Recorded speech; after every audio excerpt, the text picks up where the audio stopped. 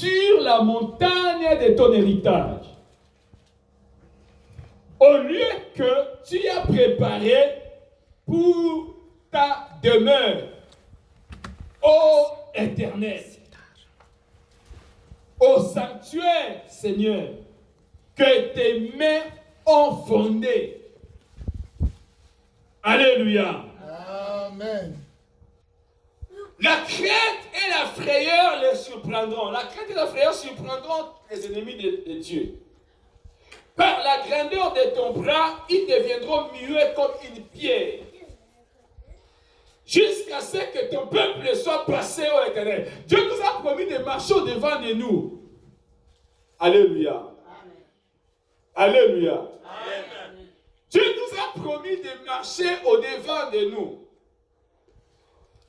Quand Dieu nous promet de marcher au devant de nous, de planir les chemins montés, de rompre les portes de rien, de briser les verrous de fer, de nous donner des trésors cachés et des richesses enfouies, c'est-à-dire qu'il y a des montagnes, il y a des obstacles, il y a des portes de reins. Les démons vont se constituer en portes de reins. Les démons vont se constituer en montagne au devant de nous. Alléluia. Amen. Quand Dieu nous promet, Amen. Amen. Alléluia. Amen. Nous avons reçu les hommes de Dieu. Si on peut se mettre debout pour lever le Seigneur. Mettez-nous debout pour acclamer. Nous avons reçu les hommes de Dieu dans la maison de Dieu. Amen. Amen.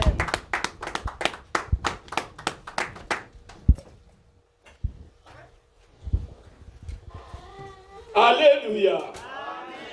Amen. Amen. Amen. Dieu nous a promis cette année. Il nous a dit, je marcherai devant toi. J'aplanirai les chemins montiers. Je romprai les portes des reins.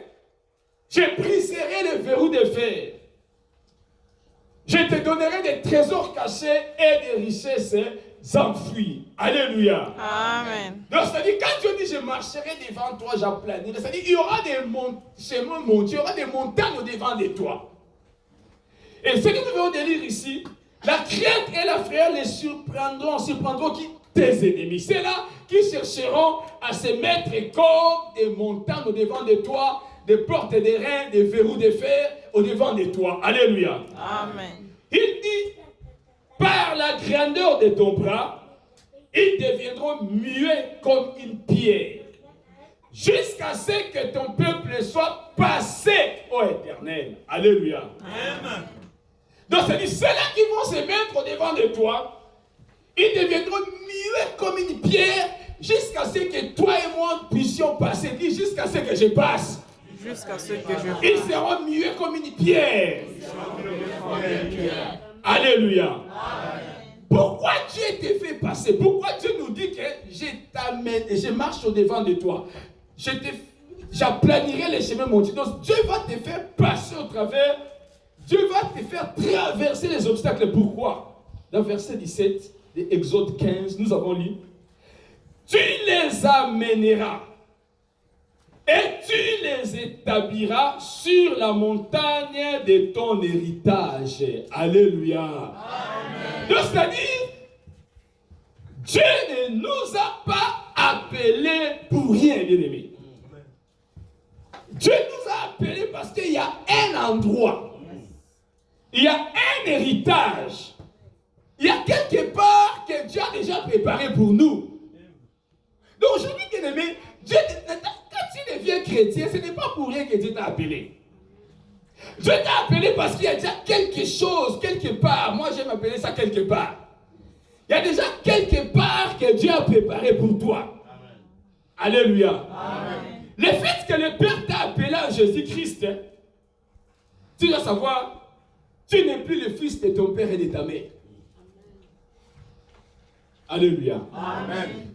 Le jour que Dieu t'avait appelé à Jésus-Christ, tu es devenu le fils d'Abraham. Amen. Yes. Donc toi et moi, nous ne sommes plus les fils de Dissoumao, de Kinsamfouete, de qui c'est là. Nous sommes devenus les fils d'Abraham. Amen. Tu es entré dans une famille où ton héritage est assuré. Amen. Alléluia. Amen. Ton héritage est assuré et tu es condamné à avoir cet héritage. Tu dois avoir cet héritage que Dieu t'a donné à Abraham, ton père.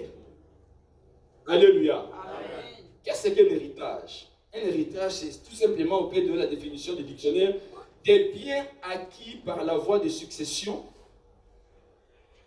ou des biens transmis par voie de succession. Alléluia.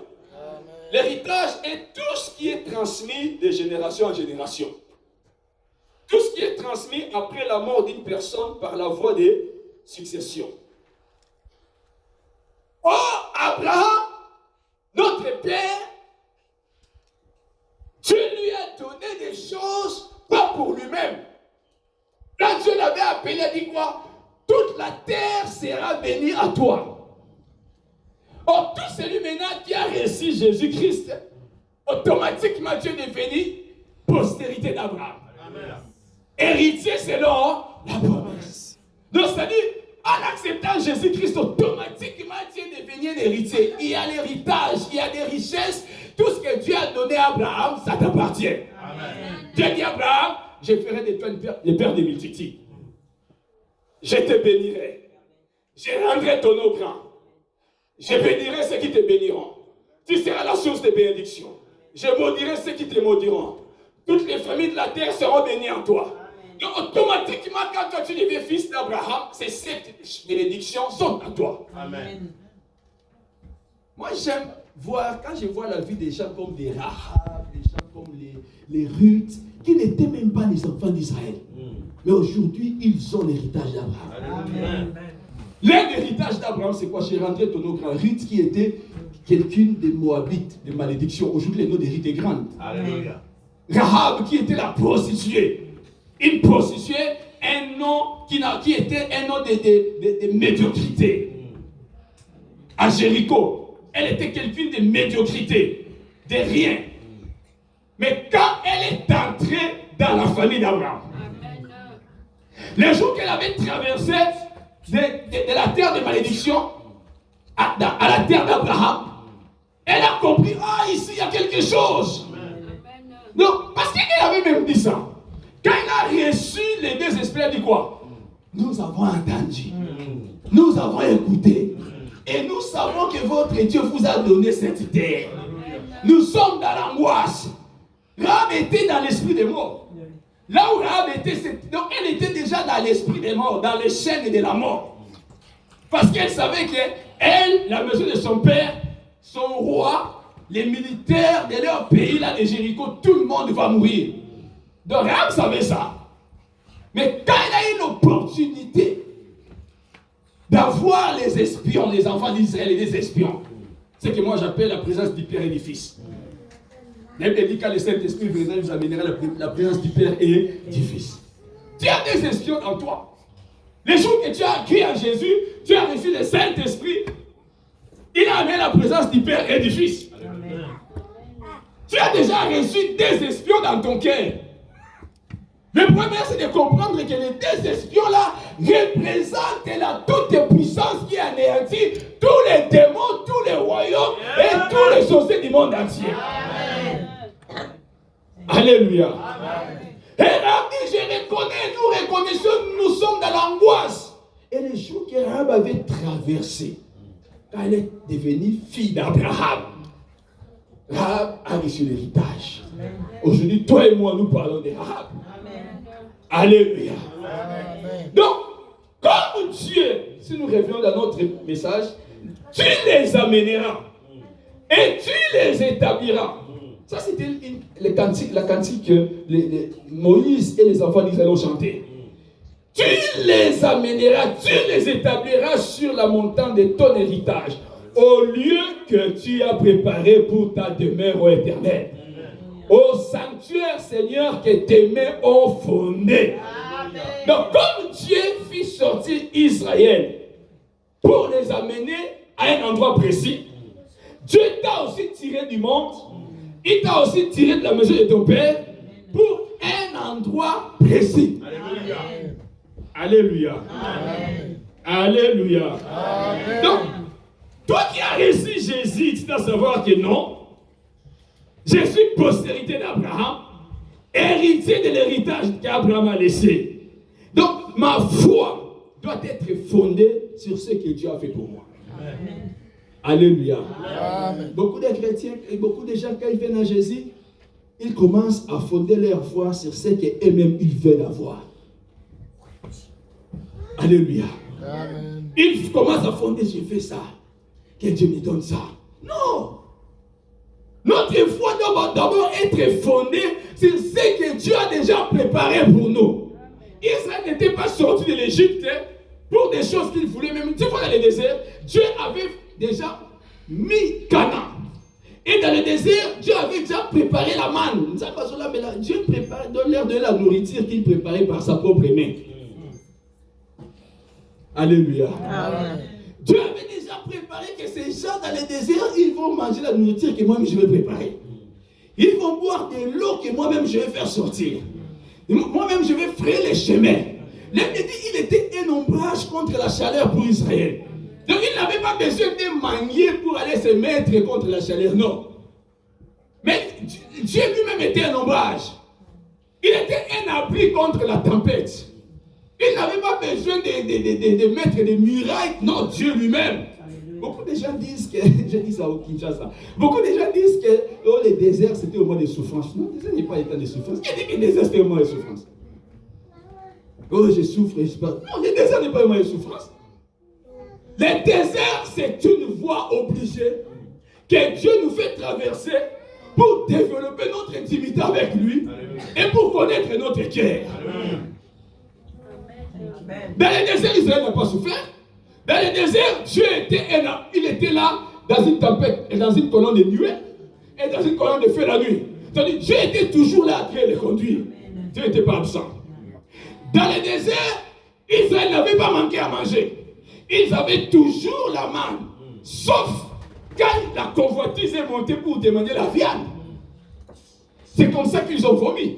Dans le désert, ils n'étaient pas perdus. Dieu a frayé un chemin.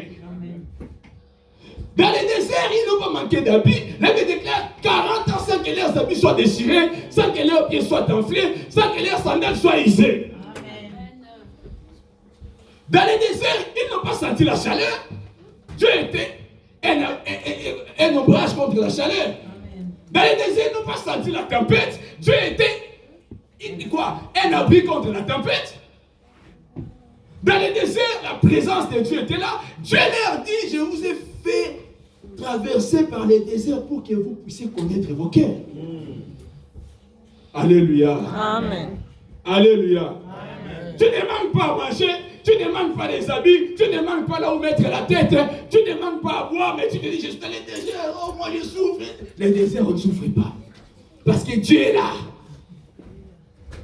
C'est quand nous sommes venus à Norvège, quand on était encore dans les camps des réfugiés, on nous disait, maintenant là, il faut vous réjouir. Quand vous n'avez pas encore eu des papiers, réjouissez-vous parce que vous ne payez pas des factures. Vous ne payez rien. Le jour que vous commencerez votre propre vie, vous sentirez la lourdeur de ces pays. Non, ne croyez pas, on doit avoir des papiers. C'est la vérité. Quand on était à la montagne, on te donne l'argent et tu mets dans la poche là. On vient vous donner des habits là, les blancs viennent vous donner des habits. Nous sommes pressés, mais aujourd'hui, il est dettes que tu dis-moi, est-ce que dans le montagne, tu avais les dettes? Alléluia. Amen. Dans le montagne, tu n'avais pas de dettes. Mais les dettes que tu as aujourd'hui, tu commences à envier les gens des montagnes.